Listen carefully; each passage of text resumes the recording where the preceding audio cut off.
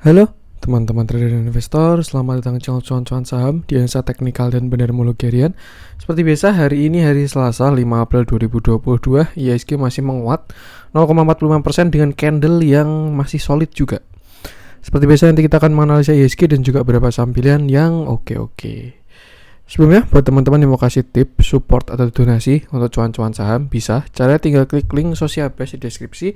Nanti teman-teman bisa kasih tip, support, atau donasi untuk cuan-cuan saham dan juga pesan pribadi untuk saya. Terus buat teman-teman yang ada pertanyaan ketik atau saran, silahkan sampaikan aja. Bisa via DM Instagram atau komen YouTube. Dan insya Allah setiap pertanyaan teman-teman pasti akan saya jawab kalau saya sudah ada waktu. Lalu juga jangan lupa support terus cuan-cuan saham dengan cara like, comment, share, dan subscribe. Karena support teman-teman itu gratis. Tinggal klik aja, tapi itu sangat berarti buat konten kreator seperti saya ini. Jangan lupa juga nyalain notifikasinya karena ada konten setiap hari dari cuan-cuan saham, Senin sampai Jumat analisa harian, Sabtu dan Minggu konten spesial. Nah, langsung saja kita akan masuk ke transaksi yang hari ini masih oke juga seperti biasa, 12,475 triliun dengan pergerakan asing masih sangat bagus. Net buy dengan jumlah yang besar juga 917,07 miliar dan dominan di pasar reguler, which is itu bagus ya, 603 miliar, sedangkan di pasar negonya ada net buy juga 313 miliar. Kalau kita lihat masuk ke saham-saham yang dibeli oleh asing, kembali lagi ada Bank BRI 125,7 miliar, Antam 100,7 miliar, MTEK 85,6 miliar, Astra 78,4 miliar, BBCA 69 miliar, Unilever 38,1 miliar, Friend 29,5 miliar, Bank Mandiri 27,8 miliar, Yeti Tractor 26,7 miliar, Inco 21,3 miliar, INDF 16,2 miliar, Excel 15,8 miliar, Saratoga 15,5 miliar, Pegas 13,4 miliar, TBIG 11,7 miliar, DMMX 8,8 miliar, Bukalapak 8,6 miliar, dan ICBP 8,3 miliar. Masuk ke saham-saham yang dijualin oleh asing, ada Adaro MVP hari ini ya, salah satu yang ramai sektor energi, 111,3 miliar, asingnya take profit nih sepertinya. Lalu ada KLBF 24,4 miliar, Sido muncul 18,8 miliar, BBNI 15,2 miliar, LPPF 13,9 miliar, dan pas sesuai analisa kemarin rebound ya dari 5.600 bukan 5.500 tapi. Lalu Tower 10,4 miliar, EZWR 6 miliar, Telkom 5,1 miliar, Mayora 1,4 miliar, dan Arto 1,4 miliar. Oke. Langsung aja kita akan masuk ke analisa teknikalnya IHSG yang hari ini masih sangat cakep, candle-nya sangat solid, tidak ada shadow sama sekali, sama kayak kemarin. Ini nggak tahu indikasi dari apa ya, cuman agak jarang-jarang juga kita closing dengan candle solid itu. Tapi ya 2 hari ini terjadinya seperti ini, sama kayak kemarin. Kemarin juga closingnya di high, closing 7116, high-nya 7116. Hari ini juga sama, closingnya 7148, high-nya di 7148. Dan ya sesuai dengan kemarin juga view hari kemarin ya di YouTube, IHSG menguat target 7130, cuman saya sudah tembus, bahkan sekarang closing di 7148an.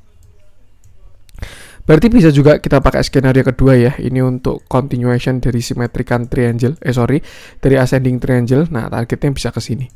Sekitar di 7190 itu kalau dari target symmetrical triangle continuation-nya, karena symmetrical triangle tuh rumusnya ya kalau dia reversal symmetrical triangle lagi, ascending triangle atau descending triangle, kalau misalkan dia posisi reversal, misalkan turun ya, lalu di sini ada symmetrical triangle kayak gini. Nah, di sini harga turun, lalu di sini dia reversal dengan ascending triangle, targetnya bakalan setinggi ini, segitiganya ini. Itu kalau reversal. Tapi kalau continuation, nah targetnya bisa setinggi tiangnya juga, dan kita menggunakan skenario 2, kenaikannya setinggi tiangnya. Karena ini adalah continuation. Yang berarti ada target sekitar 7180-an tadi sesuai yang kita cek tadi. Tuh. Mungkin ya, gunanya apa sih cari target itu? Ya kita bisa lihat aja ketika kena suatu target, biasanya pergerakan harga itu kan bakal konsolidasi dulu. Nah itu bisa diekspektasikan seperti itu. Cuman ya selama harga tidak berhenti ya tidak ada masalah sama sekali, which is selama tren masih bagus tidak ada masalah sama sekali. Satu hal yang perlu diantisipasi adalah kita berada di resisten yang cukup kuat, which is itu adalah trend line atas. Kalau teman-teman cek garis merah ini ya, ini kan trend line uptrend line, di bawahnya kan ini yang merah bawah ini, lalu di channel atasnya itu ada di sini garis merah yang atas, dan saat ini kita closingnya pas di area resisten. Dari yang saya ketahui ya, trend line itu adalah support resisten paling kuat. Jadi ada 4 level ya. Yang pertama itu yang pertama itu trend line, lalu kedua itu support resisten, yang ketiga Fibonacci.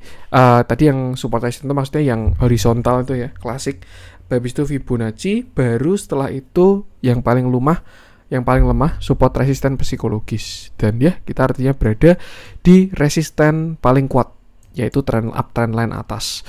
Apakah tidak bisa breakout, Mas? Ya bisa juga, karena memang ya market selalu benar. Tapi kalau misalkan besok terjadi candle reject, misalkan kita lihat kayak di sini ya, tanggal 1 Maret dia kena trend line atas, langsung open gap, tapi di sell on strength, dan akhirnya koreksi 1 minggu.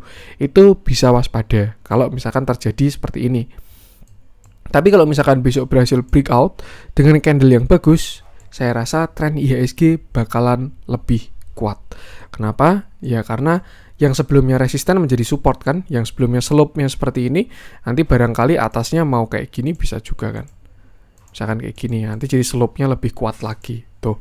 Yang jelas selama asing masih oke di IHSG, selama tren tidak patah, ya IHSG masih tidak ada masalah sama sekali dan bisa dimanfaatkan cari saham-saham yang menguat. Tapi kalau misalkan besok dia sudah patah uptrend bahkan sampai reversal, baru harus mulai warning seperti itu. Saya pun juga waktu itu mengira di sini IHSG bakalan sideways atau bahkan koreksi, tapi ternyata enggak. Dia cuman koreksi biasa, swing low, lalu berhasil ke naik lagi. Dan ya, selama tren tidak patah, tidak ada masalah sama sekali. Tinggal kita lihat dia breakout atau enggak. Tapi kalau dilihat dari kekuatan candle-nya ya, harusnya besok breakout. Cuman memang tidak ada yang pasti di market, jadi tetap antisipasi aja karena sekarang kita berada di area resist. 7150 itu area resist saat ini. Untuk supportnya, ya kita bisa gunakan 7130, tapi belum di retest sih. Jadi mungkin lebih aman kita bisa gunakan 7100 untuk area supportnya. Sedangkan untuk resist 7150 dan targetnya tadi sekitar 7190. Dan kuncinya tetap sama, selama tren tidak patah tidak ada masalah sama sekali. Nih, bisa pakai moving average juga. Bahkan kalau pakai moving average 5, saya yakin nanti bakal tambah kuat. Itu yang dimaksud dengan penguatan tren. Untuk IHSG, batasi resiko aja, sama. Langsung saja kita akan masuk ke beberapa saham pilihan. Kita coba cek dari yang dijualin asing dulu aja. Save the best for the last. Untuk yang net buy nanti kita cek. Kita mulai dari Adaro yang hari ini menguat cukup bagus, 6,76% ya. Nah, oke. Hari ini Adaro naik 6,76% dengan candle yang cakep dan volume yang bagus juga. Terakhir kemarin view saya di sini, saya kira dia bakal reversal menggunakan ascending triangle. Ternyata tidak berhasil breakout atas dan malah dia jebol bawah. Ini ya. 1, 2, 3. Sempat breakout tapi false break, akhirnya nyungsep lagi dan patah dari ascending triangle-nya lalu turun sampai ke supportnya di sekitar 2670. Tuh. Setelah itu Adaro doji dan akhirnya dia naik rebound dari support tersebut di area 2700 ini ya. Nih, padahal kalau misalkan dia kemarin jebol itu bakal jelek banget karena dia reversal. Cuman memang dia masih uptrend kuat dan akhirnya dia malah rebound ke atas. Saat ini Adaro sudah valid reversal dari swing low-nya. Di sini kan dia koreksi ya. Swing low. Nah, di sini dia berhasil reversal dengan pattern double bottom. Bottom 1 lalu bottom 2. Target dari double bottom-nya itu ada di sini. Setinggi bottom-nya. Nah, itu di sekitar 3100. Jadi besok masih ada upside kalau misalkan teman-teman masih punya barang ya ke arah 3100. Itu kalau dari chart pattern-nya. Kalau misalkan kita tarik pakai Fibonacci dari high-nya di 3270 sampai low-nya di 2650. Nah, besok dia kena resist dulu di area 3050, baru setelah itu ke 3100. Jadi ini bisa digunakan. Kita lihat juga kalau misalkan Adaro ini respect ya sama Fibonacci-nya. Kemarin dia kena 382 lalu turun dulu, sekarang baru breakout. Dan yang bakal diuji adalah 0,618.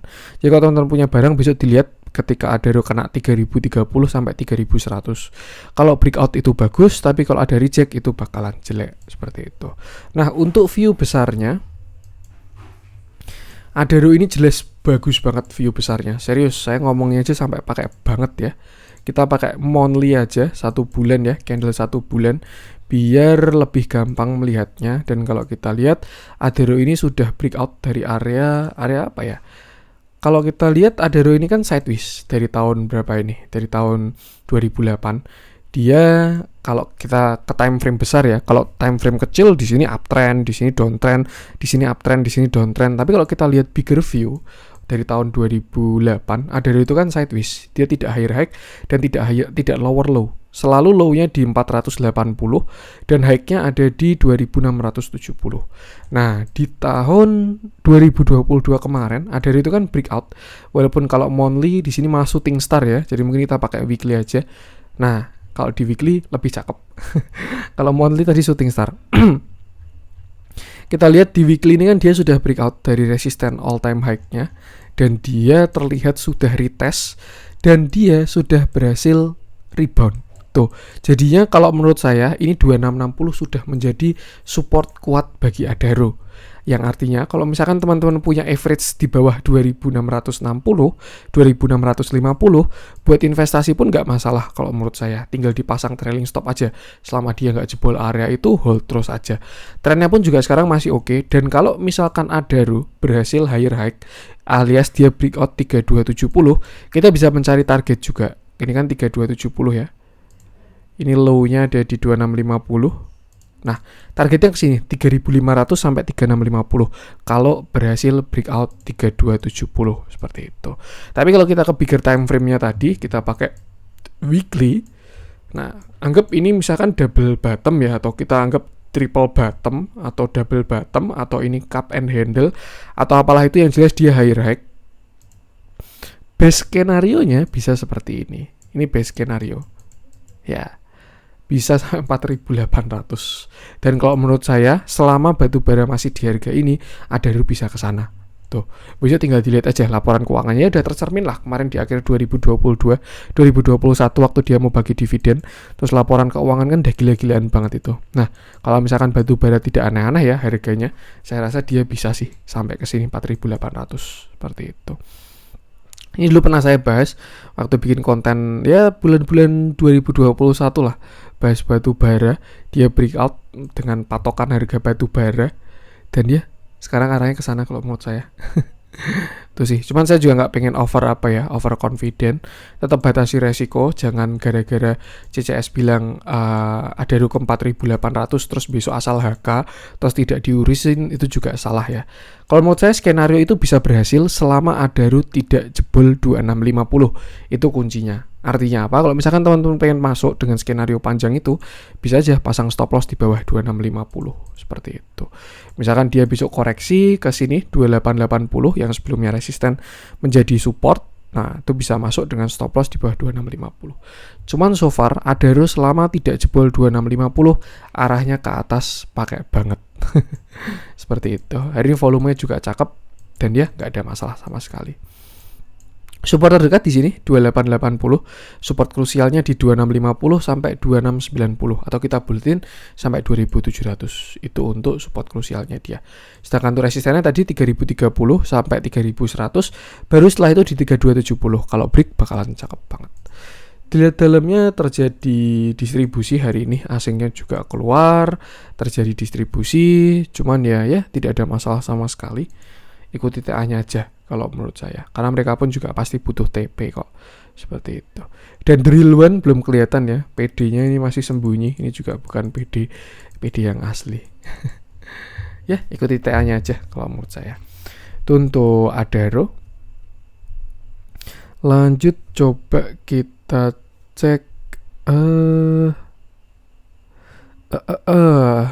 itu Hardware kemarin udah kita bahas ya. dan saya rasa bisa skenario ascending triangle. Kita coba cek Arto aja deh.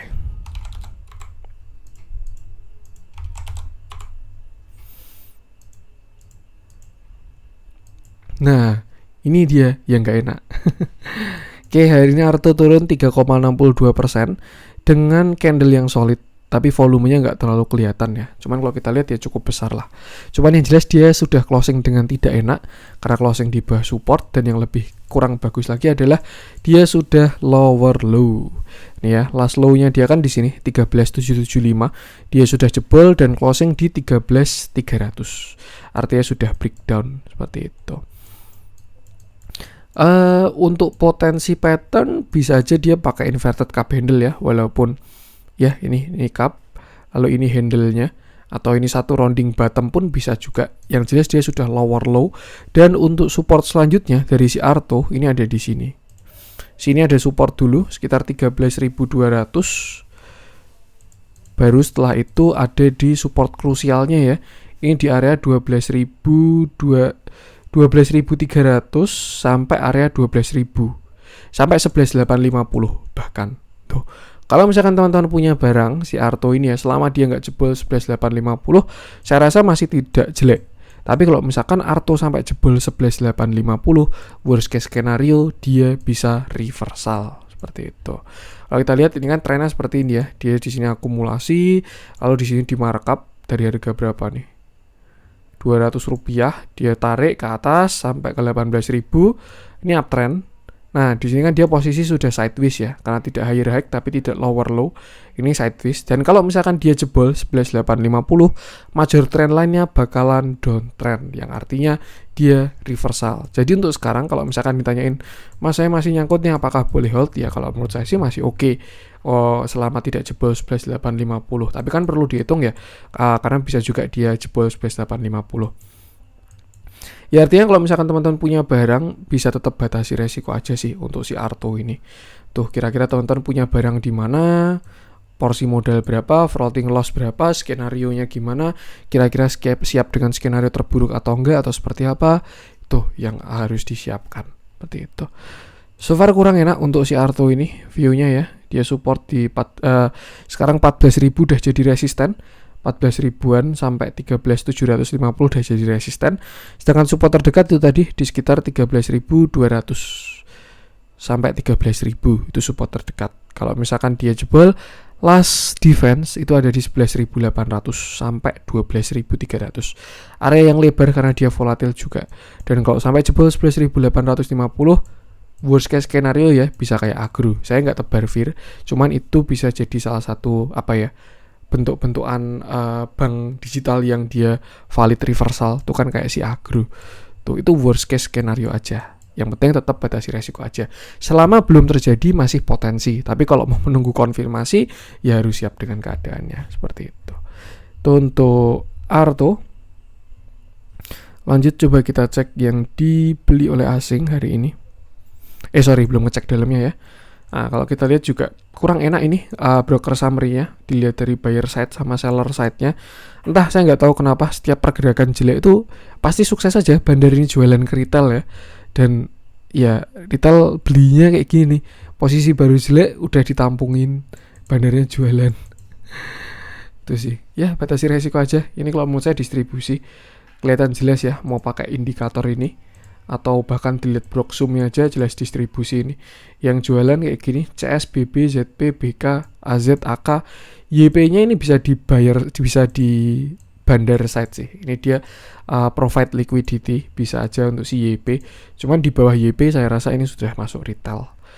KI, CC, PD, SK, YU, XC, MG, KK, XA, brokernya kayak gitu, value-nya kecil-kecil, jumlahnya juga banyak.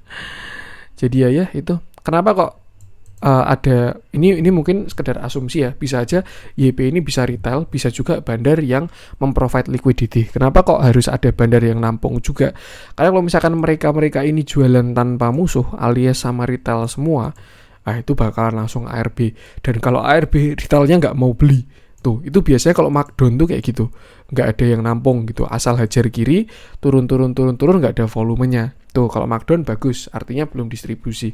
Tapi kalau bentukan yang udah kayak gini, ini kalau menurut saya kurang enak. Saya nggak tebar VIR, ini cuma bukan tebar VIR ya. Saya cuma tebar view. Nah, itu aja opini atau pendapat saya. Kalau misalkan teman-teman setuju silakan. Kalau nggak setuju atau punya analisa sendiri pun juga nggak masalah, tinggal diskusi aja. Seperti itu. Karena kadang biasanya itulah batasi resiko aja. Itu untuk Arto. Lanjut coba kita cek yang hijau-hijau hari ini. Kita bahas dari MTech deh. MTech sudah sesuai view terakhir kita bahas, tapi kita lihat hari ini naiknya lumayan, jadi barangkali view-nya berubah lagi. Oke, cakep banget ini MTech. Hari ini MTech naik 7,09%. Kalau kita lihat ya, volumenya gede banget. Nih, kalau kita banding-bandingkan sebelumnya kayaknya biasa aja. Tapi kalau kita lihat hari ini dibandingkan dengan sebelumnya itu gede banget. Ini volumenya rusak gara-gara rebalancing 18 Maret kemarin ya. Jadi kayak gini volumenya. Cuman so far saya lihat cakep ini harusnya. Candle solid, breakout neckline, volume bagus banget. Terakhir saya bahas MTech itu di sini ketika dia posisi breakout 30 Maret kalau nggak salah ya. Dia breakout dari ascending triangle dengan target ascending triangle-nya itu bisa ke sini. Nah, ini kan di sini pindah ke sini. Itu targetnya sampai ke ini belum neckline. Nah, sini ya. Bisa di area 2780 sampai 2800. Itu kalau dari ascending triangle-nya. Cuman berhubung dia berhasil break high 2550, ada target lain lagi dari si MTech ini di 2870 sampai 3080 untuk target Fibonacci-nya. Tuh, tapi bisa juga ada target pattern lain ya dari si MTech ini. Dia bisa cup and handle dengan target setinggi cup-nya. Nih, bisa sampai ke 3500. Kalau kita simpulkan apa? Artinya untuk saat ini posisi MTech ada 3 target. Yang pertama tadi di area 2800-an untuk dari ascending triangle-nya. Yang kedua di 2870 sampai 3080 untuk target Fibonacci-nya. Dan yang ketiga ada target cup handle sampai ke 3500. Itu namanya potensi. Apakah bisa terjadi? Jelas bisa terjadi. Apakah bisa tidak terjadi? Ya bisa juga tidak terjadi. Siapa tahu dia mau sampai all time high doang 2960 habis itu putar balik, bisa juga, semua bisa terjadi. Maka dari itu tetap harus jaga trailing stop. Kalau misalkan teman-teman punya barang ya untuk si MTech ini, jaga trailing stop dan tetap harus diatur, tetap harus dipantau, jangan sampai terus didiemin aja. Seperti itu. Cuman so far cakep saya rasa untuk si MTech. Harusnya 2550 sudah jadi support kuat. Dan itu jauh ya MTech. Kalau kita pakai intraday aja, barangkali dia bikin support intraday, ya mungkin kita bisa gunakan di sini sekitar 2670 untuk support intraday-nya. Tuh. So far cakep arahnya ke atas, entah dia mau pull back dulu atau dia mau langsung menuju target-targetnya. Tinggal kita lihat, yang jelas sudah ganteng untuk si MTech ini. Batasi resiko aja. Dilihat dalamnya akumulasinya juga semakin bagus, dan hari ini kalau menurut saya gila banget akumulasinya. Teman-teman bisa lihat yang beli cuma 9 broker, yang jualan ada 62 broker, dan ya semuanya summary-nya big akumulasi. Dan kalau kita lihat yang gede cuma top 4 ini ya, 60M, 30M, 22M, 17M. Ini perfect akumulasi sih kalau menurut saya, dan itu bagus. Yang ini cuman 7,9, 6,8, 4,6, bahkan ini nggak sampai 30 juta ini. Tuh, jadi ya ibaratkan hari ini barang dimakan semua sama 4 broker terbesar, which is itu bagus. Tren cakep, akumulasi cakep, berita belum keluar. Nah, jadi masih oke lah kalau menurut saya. Tinggal kita lihat dia retest dulu atau langsung ke atas. Support krusial di sini 2480 sampai 2550, sedangkan untuk resistennya bisa gunakan angka-angka tadi.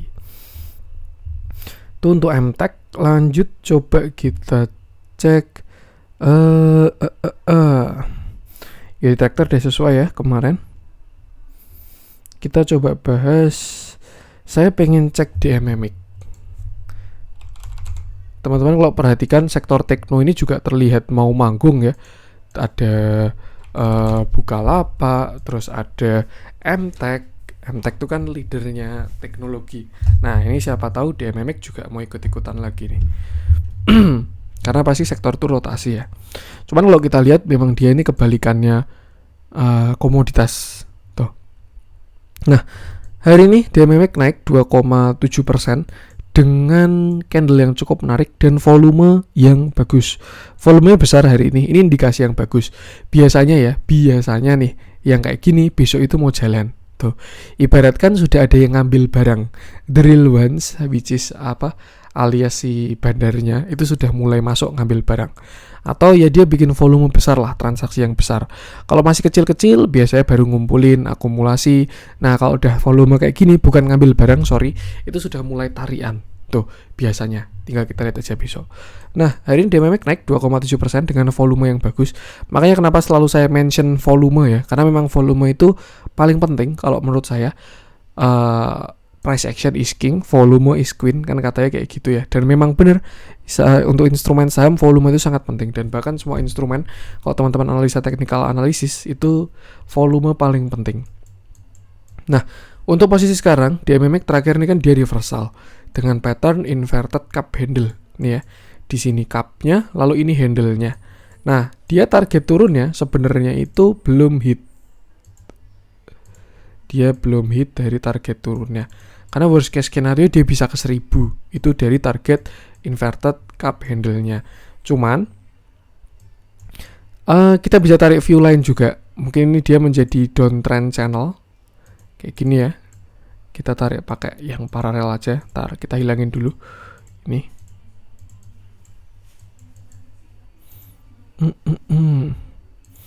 Kanal paralel. Misalkan kayak gini ya. Oke, dia juga belum kena trendline bawah. Tuh, dua skenario yang terjadi di DMMX. Yang jelas untuk sekarang saya melihat pertama, sudah ada potensi reversal dari patternnya. Saat patternnya ini kan falling wedges ya, ini. Dan dia sudah terlihat breakout, tuh. Dan terlihat sudah sideways untuk saat ini. Kenapa? Karena dia tidak lower low dan tidak higher high. Artinya kan dia sideways. Setelah dia downtrend, di sini dia lower low. Mulai dari mana nih? Mulai dari sini ya. Ini kan dia low, high. Di sini dia low, ini lower high. Kalau kita pakai view besar ya ini low, lower high, lower low. Nah, tuh. Tapi kalau kita pakai pergerakan kecilnya ya, ini kan banyak nih. Lower low, lower high, lower low, lower high, lower low, lower high, lower low, lower high, lower low, dan seterusnya. Nah, terakhir pada tanggal 16 Maret, DMMX ini namanya bottoming. Tuh, bottoming itu dia sudah tidak membuat new low lagi. Low-nya kan dia terakhir 1610 ya, dan setelah itu dia tidak pernah jebol 1610. Tuh, di sini low-nya cuma 1625, di sini 1635, di sini 1635, di sini 1640. Artinya 1610 itu adalah low terendahnya dari si DMMX, which is itu artinya sudah bottom, seperti itu. Nah, apakah setelah downtrend itu dia langsung bakalan uptrend? Jelas enggak. Ada yang namanya fase sideways dulu, dan itu yang bagus. Kenapa? Karena kalau misalkan dia baru downtrend langsung rebound kuat, itu biasanya dead cat bounce. Tapi kalau dia turun kayak DMMX ini ya, turun, melemah, lalu sideways dulu, nanti balik uptrend, itu biasanya reversal yang bagus. Tuh. Nah, untuk saat ini terlihat volume sudah cakep, asing pun juga ikut masuk ke DMMX, dan DMMX bakalan cakep kalau dia berhasil break 1750 sampai 1765. Kenapa? Karena itu last high-nya dia. Kalau dia break high, artinya kan dia higher high, dan itu sudah indikasi dari uptrend. Seperti itu. Bisa kita bilang DMMX ini sideways pada range 1610 sampai 1635 sebagai support, dan resistennya di 1720 sampai 1765. Tuh. Nah, kalau saham sideways kayak gini, kalau dia jebol bawah jelek, kalau dia breakout atas bagus. Seperti itu. Jadi kalau misalkan teman-teman pengen eksekusi ya, bisa pasang stop loss di bawah 1610 aja. Gitu. Artinya kalau dia lower low, view reversalnya kan gagal. Tapi kalau misalkan dia break high, nah itu bisa masuk ke DMMX seperti itu. Yang jelas sudah cukup menarik kalau menurut saya untuk si DMMX ini. Kalau kita cek divergen belum ada. Tuh. Jadi ya masih belum ada divergennya. Cuman so far sudah cakep. Batasi resiko aja gunakan angka-angka tadi. Support terdekat 1650. Untuk support krusialnya di 1610 tadi. Sedangkan untuk resisten terdekat 1725 dan resisten krusialnya sampai 1750. Dilihat dalamnya, nah ini ya yang dimaksud sudah ada yang ngumpulin barang bahkan dari lama. Tuh, memang dia pengen koreksi dulu. Mungkin kalau misalkan teman-teman mau lebih aman, bisa tunggu dia closing di atas moving average gitu, bisa juga. Yang jelas hari ini juga sudah cakep, ada yang ngumpulin ya. Nih, small akum. Bagus, tinggal tunggu breakout aja. Kalau dikasih breakout, kalau nggak breakout ya sideways dulu berarti. Tuh, yang jelas sama, batasi resiko aja. Itu untuk DMME. Lanjut, coba kita cek.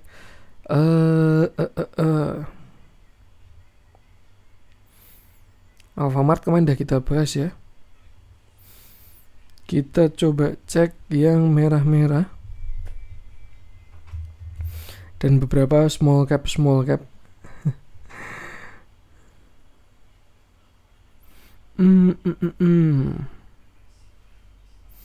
Apa nih? Kurang menarik nih. Kita masuk ke yang hijau-hijau aja deh. Barangkali ada yang menarik untuk dibahas hari ini.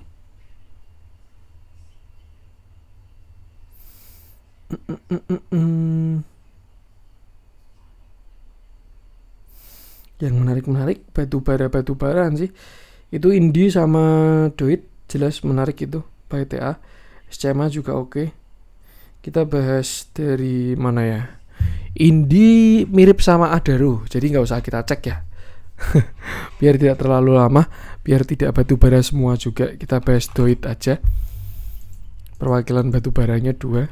Karena ini juga kalau menurut saya cakep dan TA-nya beda. Yang jelas kalau teman-teman mau ngecek Indi, kira-kira mirip sama si analisanya Adaro tadi, baru break high double bottom, jadi dia sudah valid reversal. Nah, kita masuk ke Doit yang agak beda dengan batubara lain ya. Terakhir kemarin pada menguat di bulan September, Doit masih turun terus sampai bulan Januari, dan akhirnya di Januari ini kemarin Doit reversal. Nih, dia bikin cup lalu handle dan berhasil breakout dan menguat sampai di 460-an. 460 itu area krusial banget untuk si Doit. Kenapa? Karena kalau dia berhasil breakout 460, saya jamin targetnya jauh banget. Serius nih ya. Di sini kan dia ada satu rounding bottom ya. Ini bisa cup, lalu ini handle-nya dia. Dan kalau dia berhasil break 460-an, mungkin kalau kita buletin 480 sekalian deh, 490. Kalau dia bisa break, targetnya bisa ke sini, ke 800. Dan saya rasa potensinya ada untuk si Doit ini. Melihat dia juga coal related ya, batubara tuh. Nah, kita bahas pergerakan jangka pendek ya. Terakhir kan kemarin dia koreksi sampai sini, lalu reversal, cup handle, reversal naik di sini ascending triangle, berhasil break high, kena resisten, turun dulu. Nah, ini support resisten become support ya di 360, lalu dia rebound. Di sini dia membuat higher low, turunnya sampai 380 doang, dan akhirnya dia berhasil break high di 450 dengan volume yang bagus juga. Tuh, kita bisa pakai cup handle, ini cup lalu ini handle dengan target jelas breakout dari 480-an. Kita bisa juga pakai pattern continuation yang namanya symmetrical triangle. Nah, ini ya, nih dia bikin symmetrical triangle dan ya dia berhasil breakout. Tuh, ini kalau kita pakai daily nggak begitu kelihatan.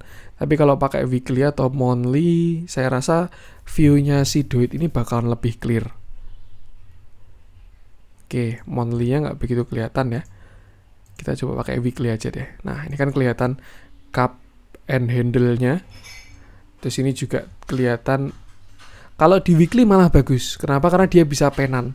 Kalau di daily kan lebih ke symmetrical triangle ya. Target symmetrical triangle setinggi ini segitiganya. Segini doang. Kalau symmetrical triangle. Tapi kalau ini bullish penan, which is to continuation, targetnya bisa setinggi tiangnya, yaitu ke sini 660. Ya mirip-mirip sama target cup handle tadi lah. Tuh, yang jelas syaratnya satu doang untuk si Doit ini kalau mau dia menuju target-targetnya ya. Dia harus berhasil break high di sini 484. Tuh, kalau misalkan Doit berhasil break 484 itu bakalan cakep banget, bisa buat swing panjang kalau teman-teman punya barang di bawah. Tuh. Untuk support sekarang di sini sekitar 440-an, 450 sampai 440 itu support terdekat Doit. Sedangkan support keduanya ada di sini di 400 tuh. Dan saya rasa selama dia tidak jebol 380, Doit tidak jelek. Tapi kalau dia jebol 380 artinya dia lower low itu bakalan jelek. Seperti itu. Batasi resiko aja, jangan greedy juga. Memang view-nya bagus, tapi dalam perjalanan tetap harus diupdate. Seperti itu. Kalau masuk bisa dekat support dengan money management dan juga stop loss yang oke. Tapi kalau dia berhasil break 480, saya rasa perjalanan akan panjang untuk si Doit ini. Nah, kita cek dalam ya. Kemarin terakhir akumulasinya cakep, sekarang juga masih tambah ganteng. Bahkan hari ini juga masih cakep ya. Dia juga saham uptrend by TA dan ya barusan break high dengan volume yang bagus. Ya, so far bakalan jalan lagi harusnya batu-baraan ini. Seperti itu. Yang jelas sama pesannya tetap batasi resiko aja. Oke, itu dulu untuk konten hari ini. Semoga bermanfaat. Mohon maaf juga kalau ada kurangnya dari saya. Jangan lupa support terus channel cuan-cuan saham dengan cara like, comment, share, dan subscribe. Kalau support teman-teman itu gratis, tinggal klik aja. Tapi itu sangat berarti buat konten kreator seperti saya ini. Sekian dari saya, salam cuan.